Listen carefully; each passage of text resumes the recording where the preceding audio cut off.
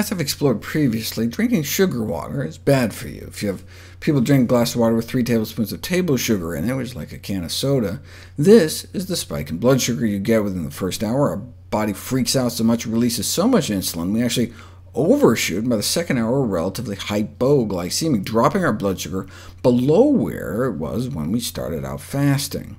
In response, our body dumps fat into our bloodstream as if we're starving because our blood sugars just drop so low.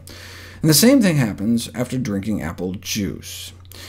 Here's what happens to your blood sugar in the 3 hours after eating 4½ cups of apple slices. It goes up, comes down. But if you eat the same amount of sugar in apple juice form, about 2 cups, your body overreacts, releasing too much insulin. You end up dipping below where you started.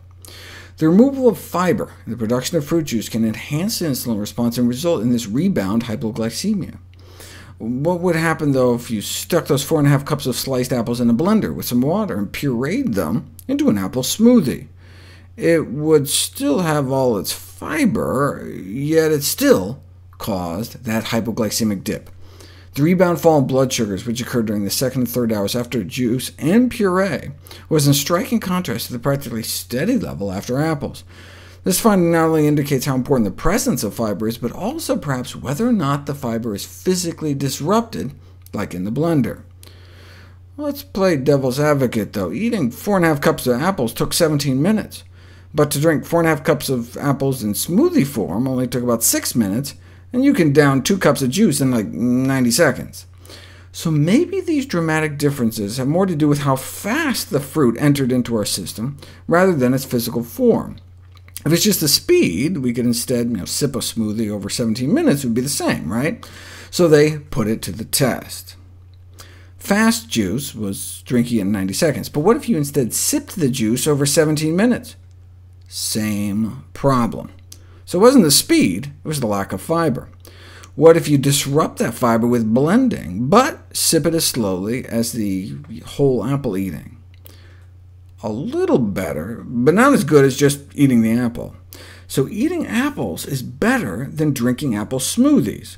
But who drinks apple smoothies? What about bananas, mangoes, berries? There was a study that compared whole bananas to blended bananas and didn't see any difference, but they only looked for an hour, and it was while they were exercising. Bananas in general, though, may actually improve blood sugars over time.